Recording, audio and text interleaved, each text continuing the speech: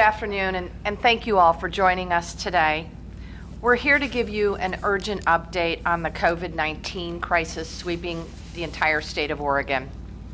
I'm joined by Dr. Dean Seidlinger, our state epidemiologist, Dr. Dana Harganani, the Chief Medical Officer from the Oregon Health Authority, Dr. Renee Edwards, the Chief Medical Officer at Oregon Health Sciences University, and Dr. Esther Chu, emergency physician and professor at OHSU. 1 week ago, I announced a 2-week pause on social activities to slow the spread of COVID-19 in several of our counties across the state. Unfortunately, since then, we've seen an alarming spike in both cases and COVID-19 hospitalizations. Today, we topple 1,000 cases again. The majority of these cases stem from sporadic community spread, which means the virus is out there. It is out there lurking amongst us, both visible and not. Every day, it's infecting more and more Oregonians who think they are safely seeing their friends and their family members. It's a very dangerous situation, and our hospitals have been sounding the alarm. In the Portland metropolitan area, hospitals are expecting an influx of COVID-19 patients. Several hospitals across the state have voluntarily begun to reduce some surgeries to preserve both hospital beds and staff capacity. However, this isn't just about COVID-19 patients.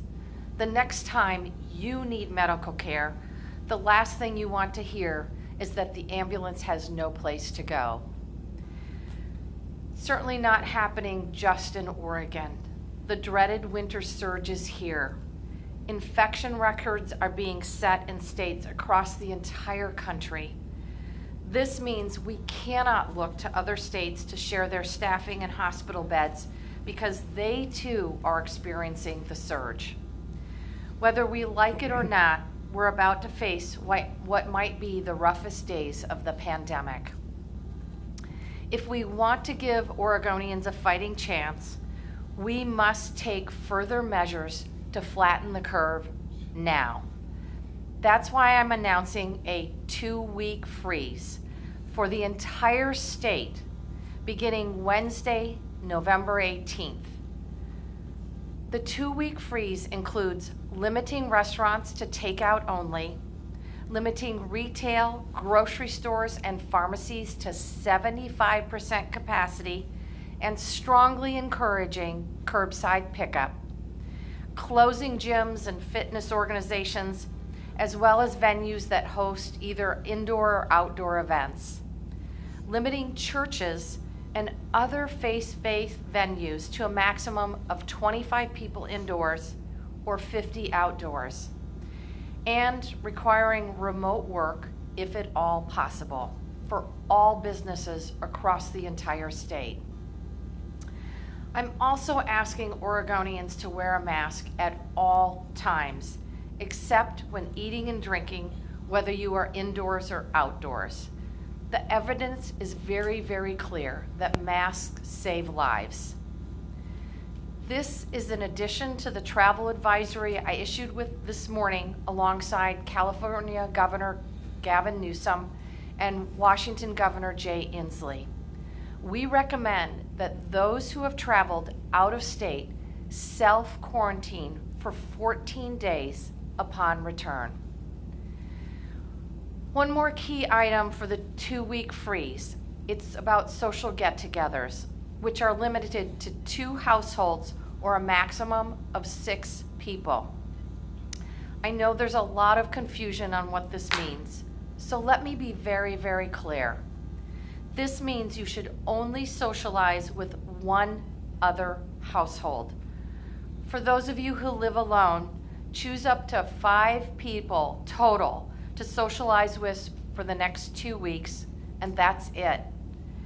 And then when you are together, whether indoors or outdoors, you must still practice all the public health measures we've been drilling for the past 8 months.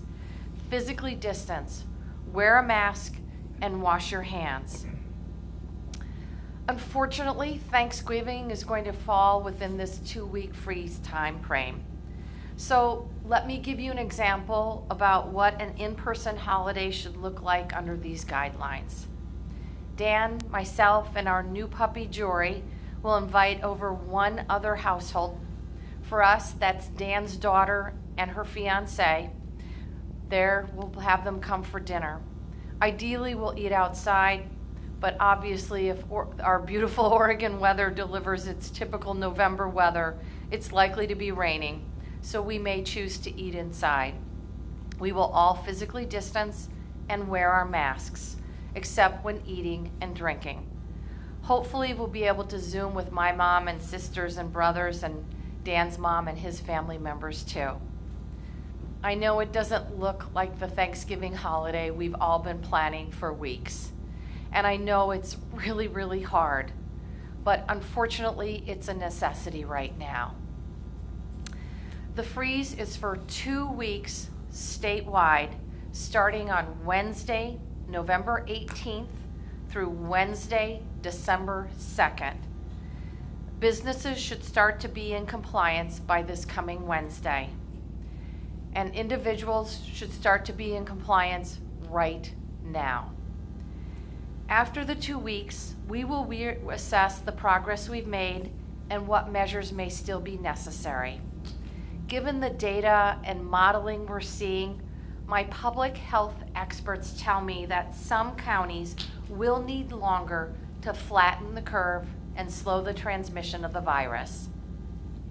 So I want to be very clear that there are some COVID-19 hotspot counties that are likely to stay in the freeze for much longer than 2 weeks. Multnomah County, for example, will be in this freeze for at least 4 weeks. I want to be honest about that now. Be prepared. Our actions right now, no matter where in the state you live, are absolutely critical. If this all sounds familiar to our Stay Home, Save Lives order I issued back in March, that's because it is.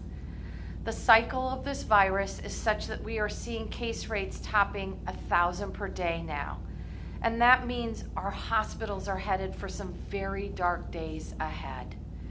Actions taken now will prevent lives from being lost, not just from COVID-19, but frankly from other diseases or accidents that lead people to get hospital level care, which they won't be able to get if our beds are full of COVID-19 patients. But before you panic over the thoughts of another stay-home order, let me tell you what we're doing differently this time. Number one, personal service providers, including physical therapy, chiropractors, and medical spas, will remain open with the very strict guidelines that we have in place. This is an area where we've seen a very limited spread of the virus, and it's often vital to our health needs. We strongly encourage outdoor recreation and camping, and as such, our parks and playgrounds are staying open. Breathing fresh, if not chilly air, will help every single one of us. Schools that meet the metrics will stay open. With much limited capacity, our faith-based gatherings may stay open as well. Childcare remains open. And with restaurants continuing takeout service and retail at 75% capacity, I can't underscore enough how important it is to continue to support our local businesses, whether it's Annie Bloom's Books or Thinker Toys. Not only will it help them, it helps us all remain a sense of normalcy. And while the social get-togethers are limited to 2 households or 6 people, lean on those people you choose to intermingle with, and stay connected to your family and friends that you love via video conferencing or by phone. I know it's hard, and I know everybody is weary, but we are trying to stop this ferocious virus from spreading even more quickly and far wide, and to save lives. And in Oregon, we can do this. We've done it before. We can do it again. With that, I'm going to turn it over to Dr. Dean Seidlinger. Thank you, Governor Brown. As the state's health officer, I'm here to deliver a simple message. COVID-19 is raging across Oregon. The virus is spreading fast and threatens to overwhelm our hospitals across the state with severely ill patients if we all don't act now. The 2-week freeze Governor Brown just announced will put an urgently needed brake on COVID-19's accelerating momentum and help us bring the virus back under control. These actions can work if we all follow them. Think of the freeze like a fire brake that crews dig to slow a wildfire. These temporary limitations on our normal social, commercial, and recreational activities deprive COVID-19 of the needed fuel it needs to spread. People working, socializing, dining, and exercising indoors in close proximity to each other. Right now, the fire is all around us, and it threatens the people we hold most dear. In some places, the fire is burning even hotter, and we may need a wider fire break, as Governor Brown said, maybe 4 weeks or longer. But no matter our location, we're all on the line fighting this fire together. I know this brings hardship, isolation, and limitation at a time when we're looking forward to celebrations. But the risks are too high to shut our eyes to the escalating crisis, and so are the stakes for all Oregonians. So let me provide an update on the situation in Oregon and the latest projection of how the virus will spread if we leave it unchecked. Today, we're announcing 1,076 new cases of COVID-19 in Oregon, and sadly, 7 additional deaths. That brings our cumulative total to 54,937 cases of COVID-19 across our state, with our death toll now at 753. Our deepest sympathy goes out to the families who've lost a loved one to the disease, the Oregonians who've lost their lives, our neighbors, colleagues, and friends. We note each death with sadness and a renewed effort to control this virus. The virus has impacted all of us, and we grieve together. COVID-19 is spreading at an escalating and alarming rate. Last week, we saw 5,177 new cases of COVID-19, a 46% increase over the previous record high of just over 3,500 cases the week prior. I am also saddened to tell you that the virus claimed 42 lives last week, a record high for us here in Oregon, and we mourn every death. The percent of positive cases also jumped to a record high of 11.9%, more evidence that the virus is running rampant in our community. So what's causing this spread? In 2 words, social gatherings. Our case investigations have linked a significant portion of cases to our social get-togethers, where people spend time with each other, often without masks, often not keeping our distance or taking other precautions. Let me tell you about a couple recent examples. 2 Halloween parties. One party had over 50 people in attendance. 10 of those people have since been diagnosed with COVID-19, and we're still investigating whether more of the party attendees will turn up positive. Another Halloween party, smaller in scope, involved members of several different households, with 6 people subsequently testing positive who attended the party. And we're following up on an additional 25 people, cases that have arisen from this outbreak.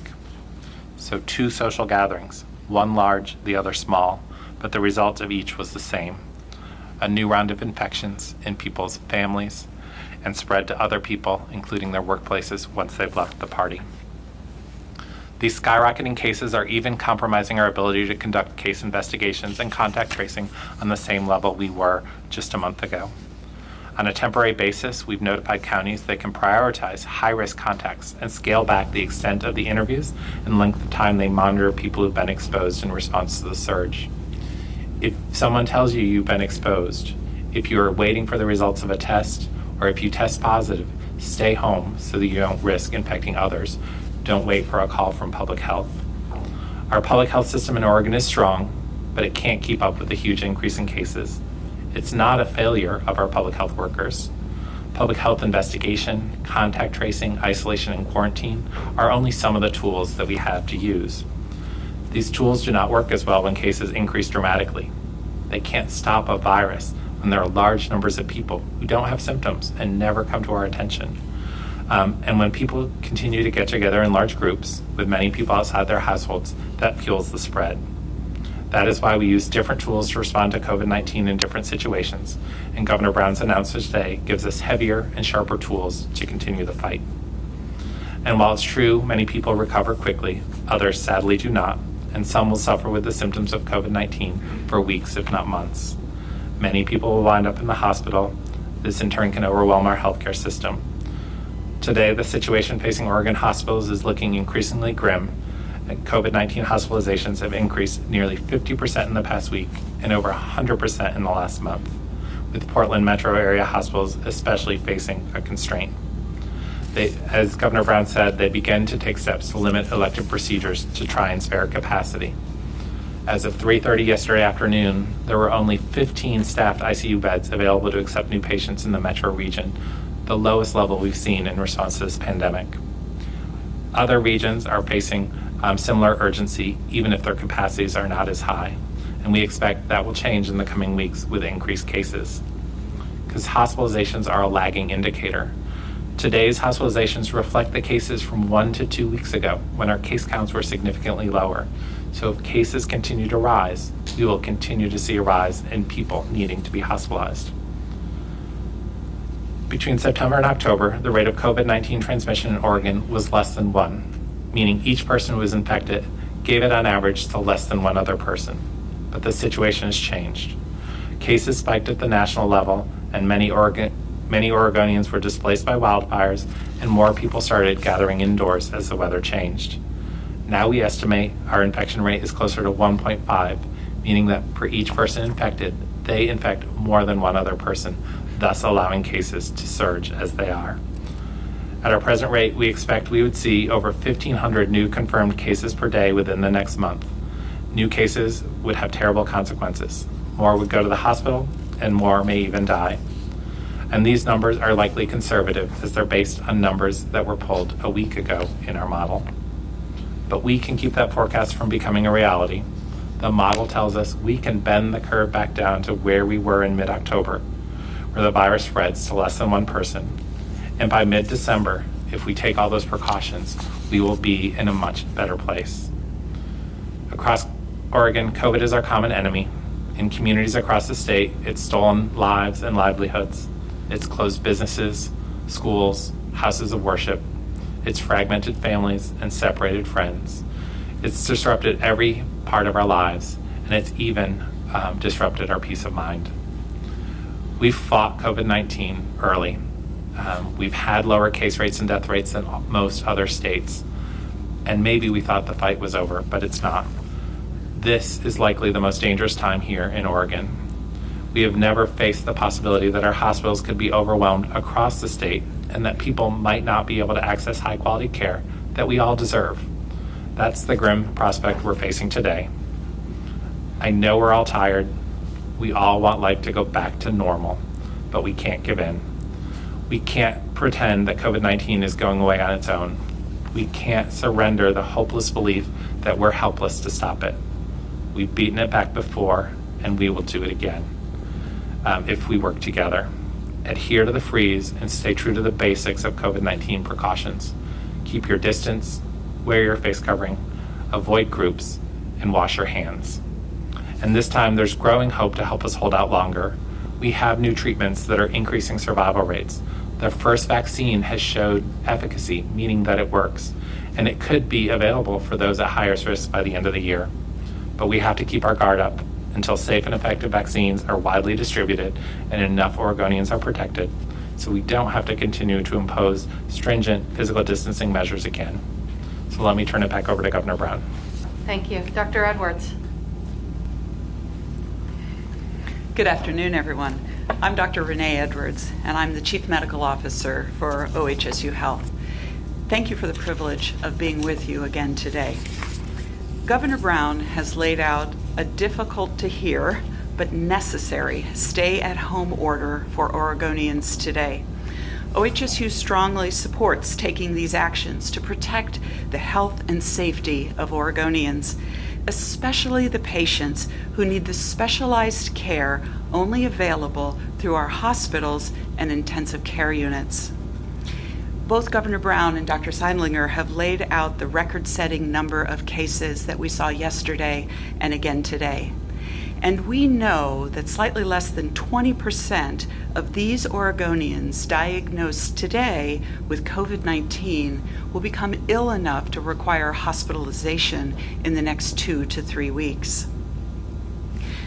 Some will die, increasing the number of souls tragically lost because of this pandemic. As a state, we are now on the exponential upward slope that has been seen in COVID-19 surges around the country and around the world. Unfortunately, some of the social gatherings that we most enjoy together, such as Halloween and birthday parties, group activities, and meals, continue to be the greatest source of transmission. Our experts warned that we would see a fall or winter surge as we moved our outdoor activities indoors. And that's why it's imperative that everyone follows the governor's order to now stay home and save lives. I want to share with you what we are seeing as the current and very real effects of this surge of COVID-19 on Oregon's hospitals. We have 4 ICUs at OHSU, and all are operating at greater than 90% capacity. This means that we have limited additional ICU beds available. You might be thinking that we don't have that many people with COVID-19 in the ICU in our state. But what we have to remember is that our medical and nursing teams care for many critically ill patients with conditions other than COVID-19. And it's imperative that we reduce the number of Oregonians falling ill with COVID-19 so that we can have sufficient beds, staffing, resources, and supplies to care for everyone who needs us. OHSU is not alone in this struggle. Every intensive care unit in the Portland metro area is either full or nearly full, as Dr. Seidlinger noted, and the demand for additional staffing currently outweighs the supply. Hospitals and health systems statewide are seeing equal or greater number of patients sick with COVID-19 and facing similar capacity and workforce challenges. At OHSU, we've spent a lot of time contingency planning for a large surge of patients with COVID-19, both in our inpatient and outpatient areas, but these plans were meant to be a last resort. Ultimately, we and every hospital and health system in the state are at risk of moving further through our surge plans in order to care for the many patients that are now coming through our doors. Our dedicated frontline healthcare workers continue to risk their lives to care for every patient who needs them, but we are perilously close to overwhelming them. Like many of us, they're tired, frustrated, and grieving. And I want to thank each and every one of them for their dedicated work on behalf of all of us. They continue to do everything in their power to provide the best possible care amid tough circumstances. So please do everything in your power to slow the transmission of this virus by staying at home to stay safe and prevent additional Oregonians from becoming ill. This has been an extraordinarily difficult year, and we're all weary of the many demands that this pandemic has placed upon us. Many times, I and other healthcare providers have stood here and thanked you for following the safety measures that have been laid out by our public health officials. I'm proud to live in a state that has been considered a high performer in combating COVID-19. As Oregonians demonstrated last spring, it's absolutely within our means to protect ourselves and others from becoming gravely ill with COVID-19. People of all ages are at risk of COVID-19. No one is immune, and there is currently no cure. Some of us will become sicker than others, and some of us have COVID-19 and don't even know it. That's why it's critically important that we all stay home and minimize activities. If we must go out, please practice the safety measures that have previously proven successful in protecting you and others. Wear a mask, stay 6 feet apart, and wash your hands frequently.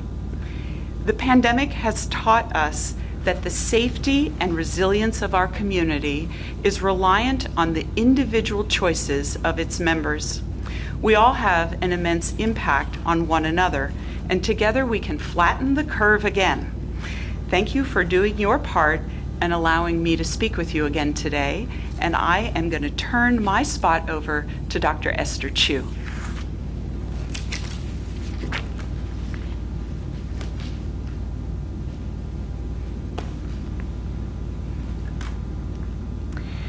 Thank you, Governor and Dr. Seidlinger and Dr. Edwards. My name is Esther Chu. I'm an emergency medicine physician and a professor at Oregon Health and Science University. I want to start by acknowledging that this has been such a hard year. Everyone is under strain from financial and housing and health and schooling stresses. It is so hard to ask all of you this again, and I sincerely wish that I didn't have to. But as an ER physician, I hope to provide at least some context for how your sacrifices directly save lives. And I think I can speak on the behalf of the very large and dedicated group of doctors and nurses and advanced practice providers and respiratory therapists and many other frontline healthcare workers who have tended to patients throughout the course of this pandemic. For healthcare workers on the front lines, staying home to save lives is much more than just a slogan. For me, it means safety for my colleagues in the hospital and for the families we go home to, in my case, my husband and our 4 young children. For my patients, it means high-quality care in the controlled setting of a well-supplied and fully staffed hospital, a resource that we've managed to maintain to this point in Oregon. The alternative, and what we desperately want to avoid, is the overcrowded and overwhelmed and underprotected health systems that we've seen across the country and around the world. The difference between those two circumstances is quite literally life and death. We are so grateful for all of your personal and economic sacrifices across Oregon earlier this spring.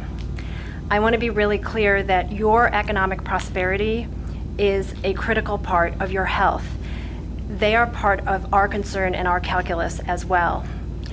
But by staying home in the spring, Oregonians slowed the virus and ensured that everyone who needed care received it. By staying home, Oregonians allowed me and healthcare workers across the state to conserve personal protective equipment, that PPE that's been in such maddeningly short supply, even now almost a year into the pandemic. By staying home, you kept Oregon's hospitals and clinics from being overwhelmed beyond our capacity to effectively treat all Oregonians who needed our care. You did this.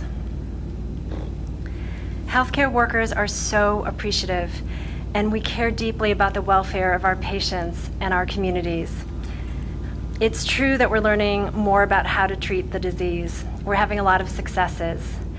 But we have also seen firsthand that failing to stay home continues to cost the lives of Oregonians, our neighbors, our friends, and our families. The really heartbreaking thing about the nature of this disease is that when people come into the hospital, they're isolated right when they need support and company and love the most. It has been really hard for me to see people in the hospital isolated and alone like that.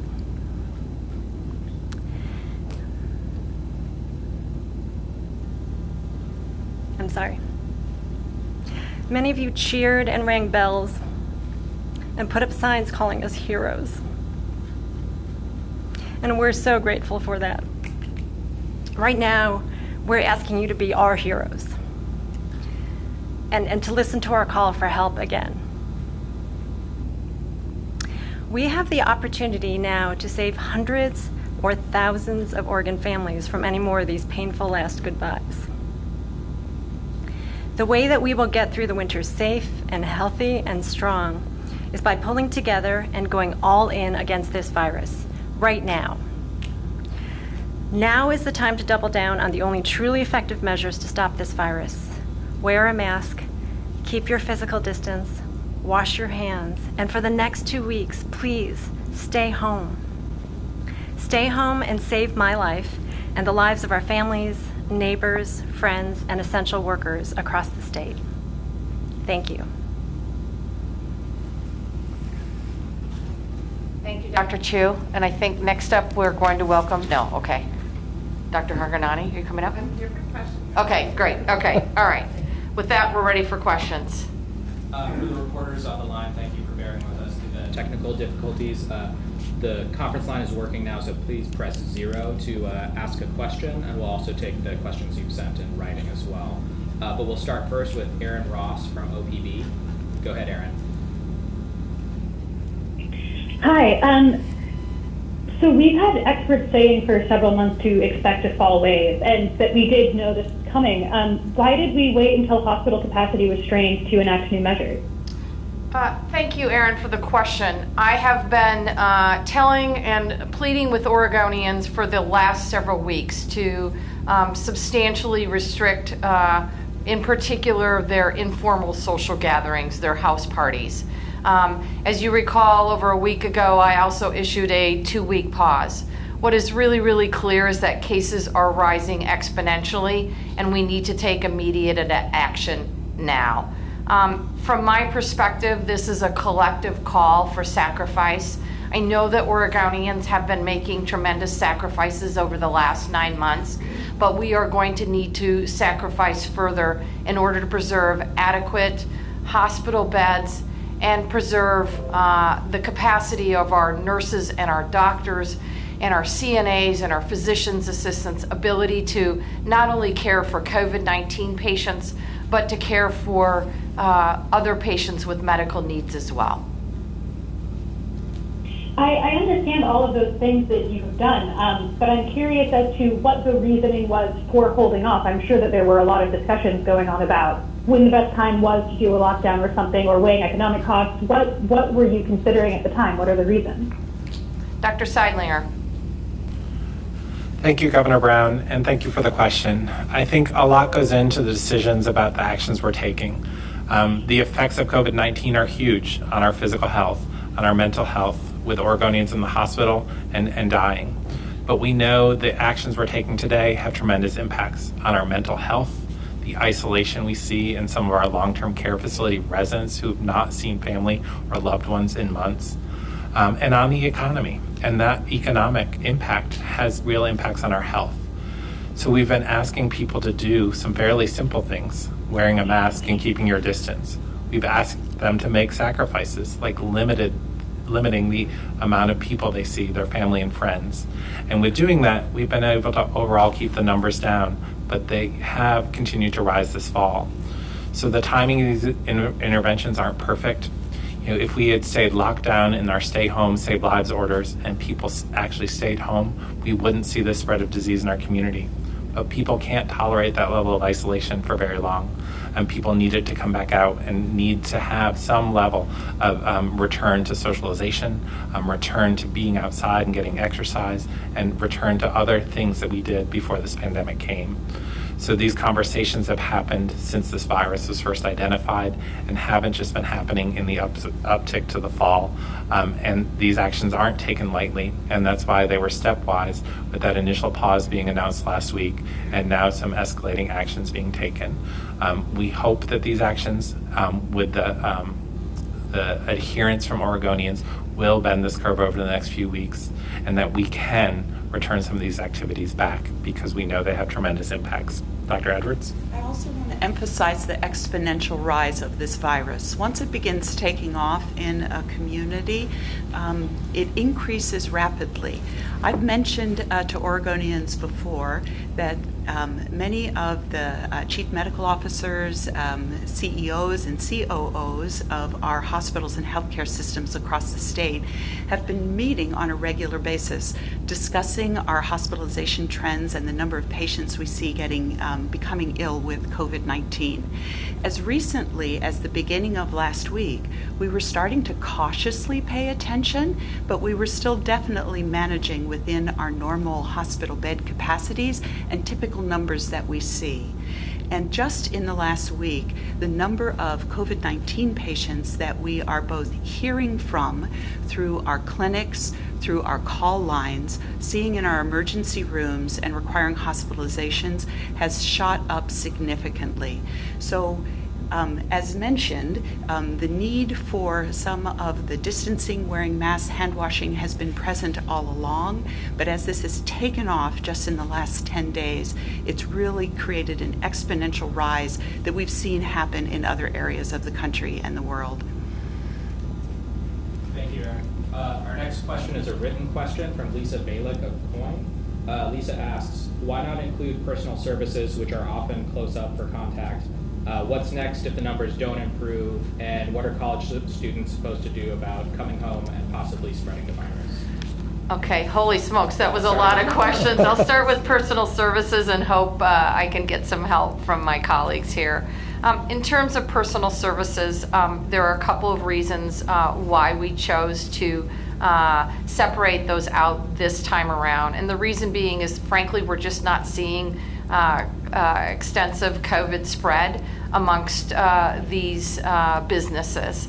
And the second piece is that many of these personal service businesses are important for individual health, for healthcare, whether it's a chiropractic visit or other. So for those two reasons, we felt strongly about continuing to keep the very rigid and safe protocol in place to protect both the employers and the employees, and of course the clients and the patients. Thank you, Governor Brown. I can build on that a little bit. When we reopened in May, personal services were one of the things that we were very nervous about because of that close-up contact.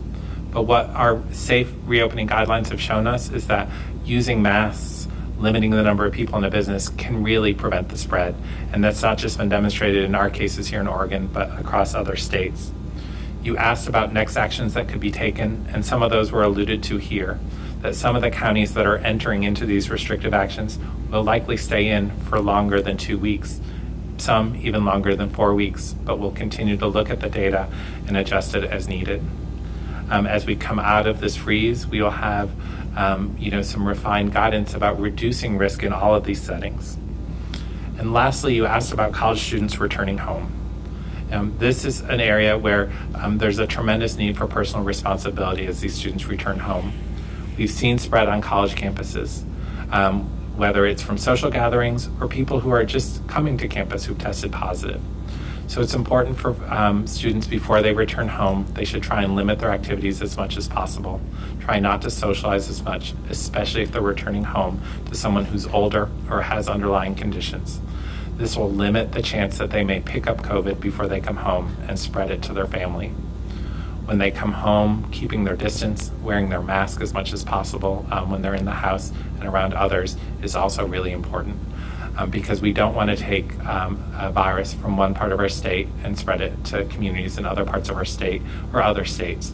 So college students and their families should take these kind of precautions as they return home. Thank you, Lisa. Our next question is from Brenna Kelly of KPTV. Go ahead, Brenna. Good afternoon, Governor. This is a two-part question. First, why are businesses being targeted here when there's no evidence for spread at places like bars and restaurants? OHA continues to tell us the lead cause is social gatherings. So do you not believe indoor gatherings continue to happen in this shutdown? And in addition, what's your plan to help all of these people who will now have to file for unemployment? No $600 federal aid this time, and Oregon's minority groups are going to be disproportionately affected by a shutdown.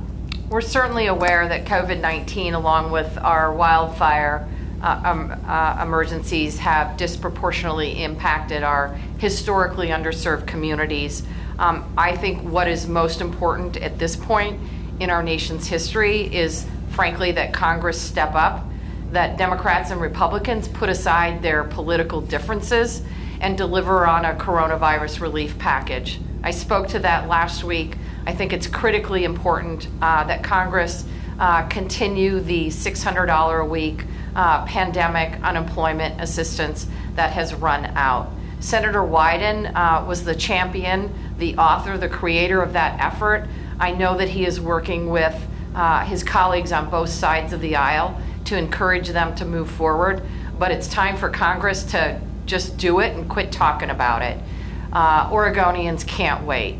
Obviously, the Employment Department is working hard every single day to get money out the door as quickly as possible, and they will continue to do so.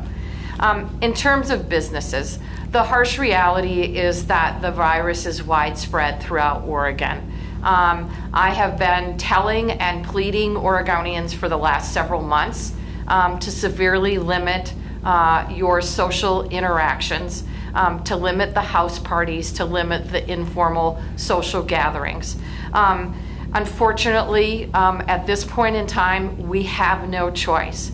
I know that this is really hard on our businesses, particularly our iconic small businesses that have really come to define Oregon and create not only a national reputation, but an international reputation. But we have no choice. I'm asking everyone to take action now. It is not too late to make a difference. I'm asking everyone to make a collective sacrifice to preserve our hospitals' bed capacity, to ensure that our hospital and healthcare workers can continue to serve Oregonians that are in need of medical services, and that we can substantially reduce the spread of the virus and flatten the curve. Thanks, Brenna. Our next question is a written question from Brad Schmidt with Oregonian. I believe this is for Dr. Seidlinger. Brad asks, what specific thresholds would it take to go back into stay-at-home status or impose even stricter business restrictions?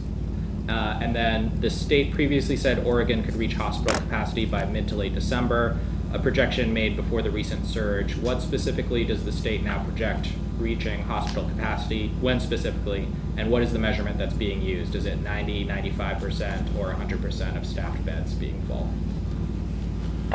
Thank you for those questions. The first one on specific thresholds we're using. I think as we look at the cases as they increase, as Dr. Edwards said, they increase exponentially. So it's not a linear increase where we see this gradual increase. We've seen that in the past. What we saw is the slope of that increase really did change over the last week and a half, with significantly more cases day to day and almost daily record-breaking case counts. What comes with those is that a subsequent number of those people will require hospitalization. That doesn't happen immediately. Someone doesn't come down with the virus and require hospitalization immediately, but that can be 1 to 2 to 3 weeks later when we see those people seeking care. We also know that it's not just COVID patients who are in our hospitals, who are in our ICU beds. It's people with flu, people who have had heart attacks, people after car crashes, and many other things that cause people to seek hospitalization. In our latest modeling, our data was cut off a week ago to make the model work. So that doesn't take into account the huge increase we've seen in the past week. It also, we are unable to model kind of hospitalizations. When we look at linear projections of our hospital cases based just on the number of cases, we do see that increase that happens sooner than the middle of December. We don't have a specific threshold across the state, and I'll tell you a little bit about how we work and then let Dr. Edwards give you some specifics for OHSU. But each of our regions, we have a regional hospital leader who convenes the other hospitals in the area.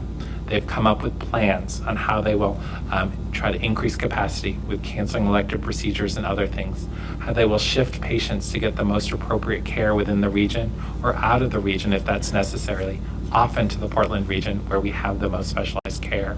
So each region, regional hospital and coalition has worked on an individual plan, has set the thresholds for where they would start to do different activities, and that definitely started happening here in the Portland region over the last 10 days. So I'd like to turn it over to Dr. Edwards to talk about how some of those things happened and what their cutoffs were. Thank you, Dr. Seidlinger. It is extraordinarily difficult to predict when we reach maximum hospital capacity. We do have the opportunity to slow or halt some of the otherwise elective activities that often occupy some of our procedure rooms, our operating rooms, our staffing needs, and our hospital beds. For example, in the Portland metropolitan area now, all of the major hospitals and health systems are intentionally limiting the number of elective surgical procedures we're doing for patients who require a hospital bed for their recovery. When we use the term elective surgery, it's often interpreted as outpatient surgery or more minor surgery. But when we use the term elective surgery, we're really talking about any surgical cases that aren't required for emergent or urgent care. In this circumstance, the cases that we are limiting are the surgeries where the patient would otherwise need a hospital bed for 1 or 2 or 3 or more nights in order to recover. The elective surgeries that are done as an outpatient or when patients go home immediately after the procedure, we're allowed to continue doing because that doesn't limit the number of beds we would otherwise have available.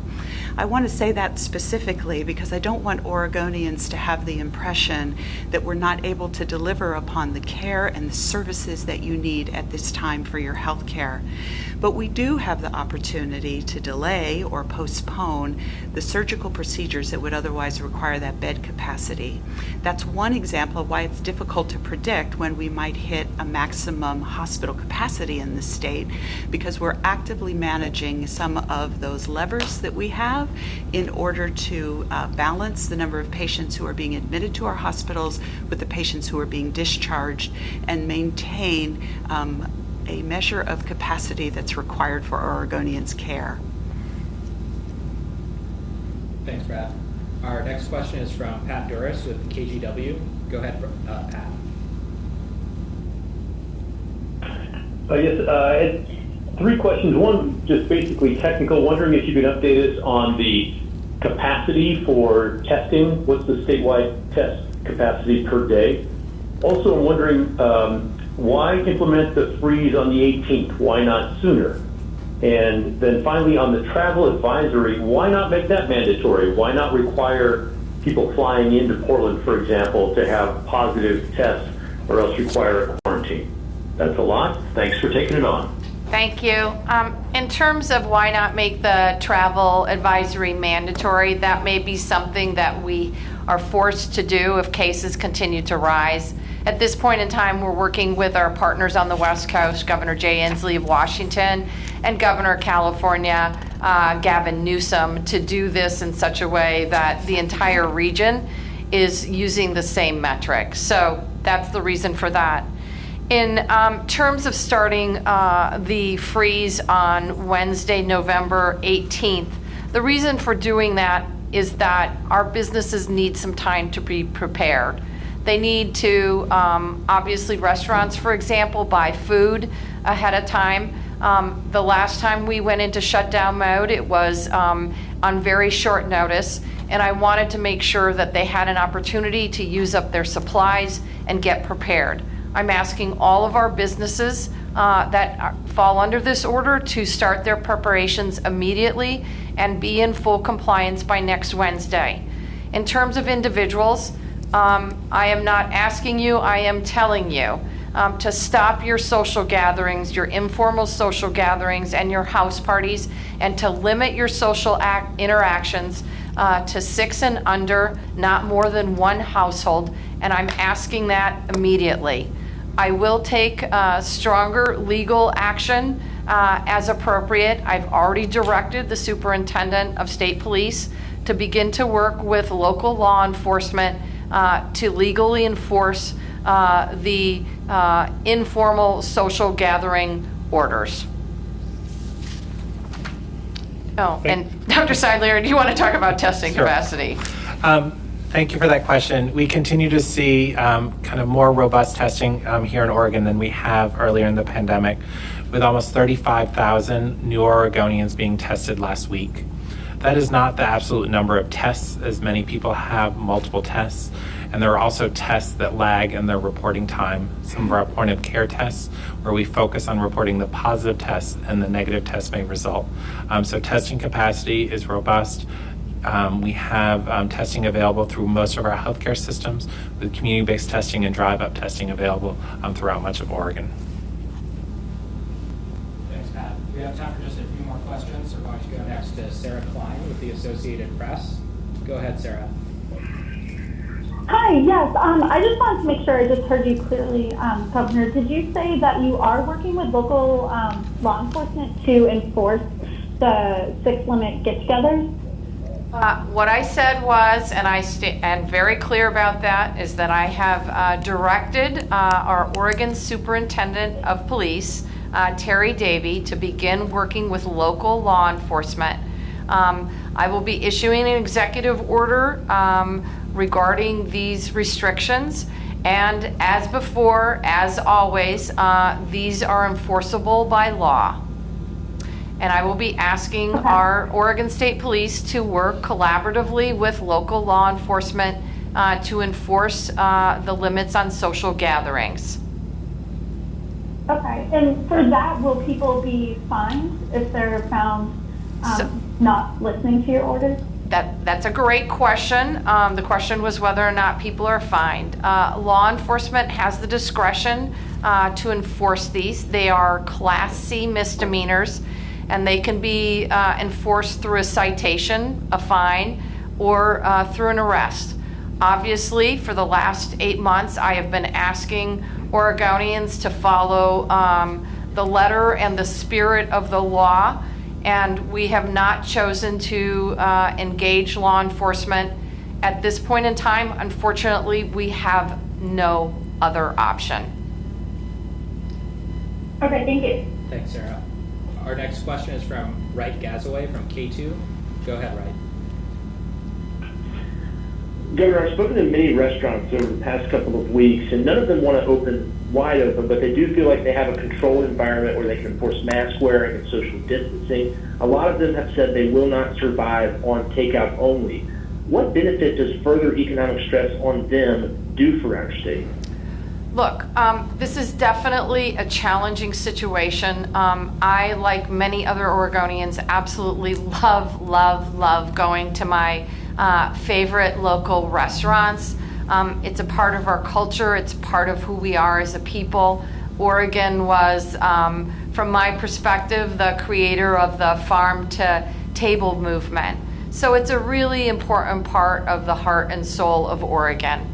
Unfortunately, the virus is too widespread, and we need to substantially reduce social interactions amongst people, and this is one of the tools that we have. Dr. Seidlinger or Dr. Renee Edwards, do you want to fill in? Thank you, Governor Brown. This is Dean Seidlinger. I think what we know about bars and restaurants shows us that they can contribute to the spread. So people need to remove their mask when they're eating or drinking. What we've seen across other communities is that we've seen significant spread from parties in restaurants. What the Oregon data tells us is that we have had outbreaks in restaurants, primarily among employees. We've seen limited spread amongst parties that we can prove. But what we know is those people who are getting together in social get-togethers in homes are also reporting going to bars and restaurants at a much higher rate than others. So this is a setting that with indoors, where the air circulation isn't as good as outdoors, with needing to remove your mask to eat or drink, because that's why you're at a bar or restaurant, and with social gatherings happening there and in other places, that it does promote the spread. So the unique situation of that, not being able to keep your mask on, means we lose one of those powerful tools we have. So we hope, it is a very difficult decision. The economic impact is huge, and many of our small businesses have already closed, and more might close as well. So if you have the means and can do takeout and support the businesses and coffee shops, retail stores in your neighborhood, I would urge you to do so. They need our help now more than ever, so that when we've fought this virus, which I know we will, they'll be there as a partner. Right. I just want to add one more thing. Congressman Earl Blumenauer has been fighting in Congress for the last several months for Congress to pass a financial aid package specifically for our restaurants. I applaud him for those efforts. And in my letter to Congress this morning, to our congressional leadership, I added that our businesses across the state need additional financial assistance, including an extension in addition to the PPP program, as well as specific financial assistance to our restaurants. Thanks, Wright. We have time for just one more question, so we're going to go to Gary Warner with EO Media. Go ahead, Gary. Hi, sorry, I had to take the mute off there.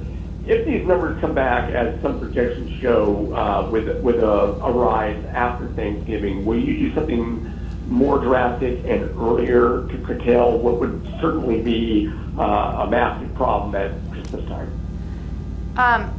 So, Gary, we're instituting a statewide two-week freeze in order to give Oregon a fighting chance to stop COVID-19 across the state and prevent hospitalizations from spiking.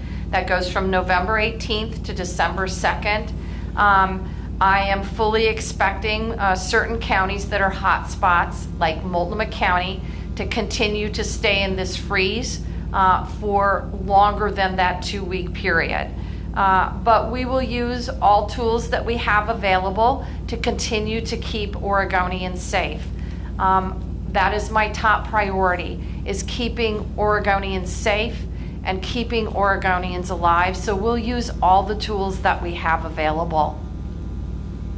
Can you tell me what some of those tools might be? I'll be the devil's advocate. Let's say we come back from Thanksgiving and the numbers are still high, as they've been high after other holidays, and we've got another big holiday coming up in which travel plans are often made well in advance.